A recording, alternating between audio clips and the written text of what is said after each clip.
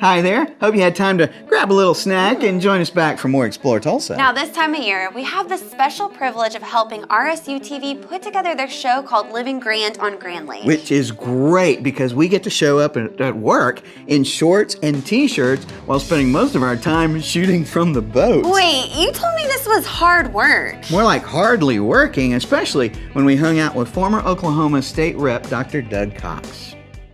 To be truthful, and I don't tell a lot of my patients this, I really started out to be a veterinarian. I spent 4 years at Oklahoma State at undergraduate school, started out in pre-veterinary medicine. I worked one summer in a hospital in Tulsa, what is now OSU Medical Center. Back then it was Oklahoma Osteopathic Hospital. I worked a summer in physical therapy, just kind of as an orderly, but I realized then that, I really like working with people, helping people. And so I never applied to veterinary school. I applied to medical school and was accepted at the University of Oklahoma.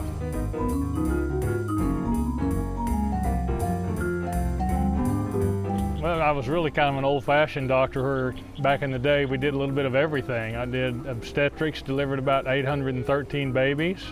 General medicine, family practice, took care of folks from the time I delivered them and got to know them as babies and their mamas and daddies, and also took care of their grandparents, even if they reached the age of going into the nursing home. So what we called back then cradle to grave medicine. And I've really enjoyed it. It's been a great ride. After about 18 years, I had the opportunity to become full-time emergency medicine physician, and for the last 18 years, I've practiced strictly emergency medicine.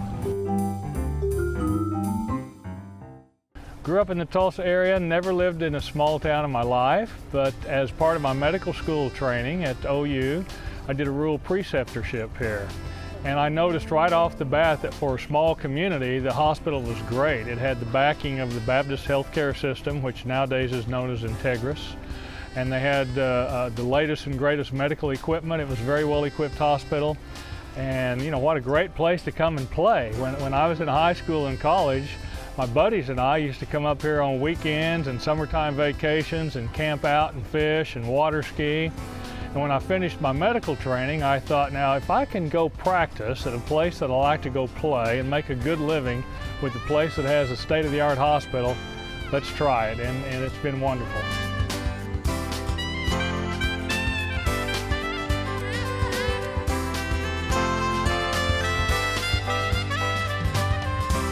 I'm a lifelong Oklahoman, very proud of Oklahoma.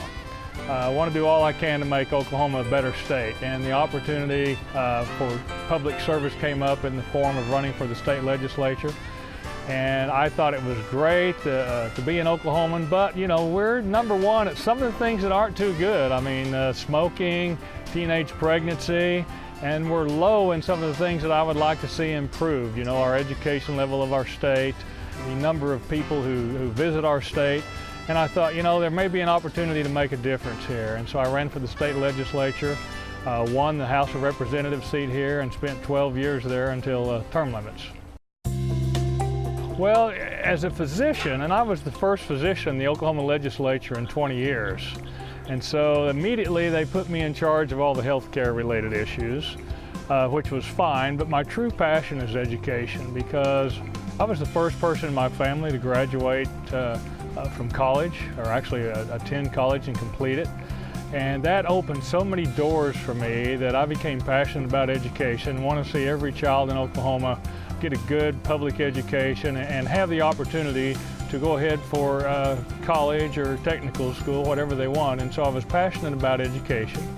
One of the things I noticed, and this ties in with healthcare, is that in Oklahoma, once a young lady turned 18, if she was on Sooner Care, our state Medicaid assistance for low-income Oklahomans, the only way she can continue to have health coverage was to become pregnant. And I thought, we're sending the wrong message here. We have too many young unwed mothers, and so I changed the law to where a young person could continue on their state Medicaid insurance past the age of 18 if they went to a career tech school, college, or university in the state, up until the age of 23. Now, that doesn't sound like a big deal now, but back then, this was 13 years ago, that was long before that was federal law, long before anyone had ever heard of such a thing. And that's one of the things I'm most proud of.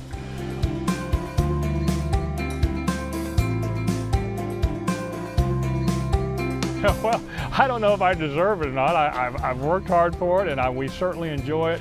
It's been a great place to raise kids, and as you can see out here in the water playing, now I'm on the grandkids, and it's just been a great community with a great school system, a great healthcare system, and I think that from a guy who grew up in a big city, I could not be happier living in a smaller community in Oklahoma.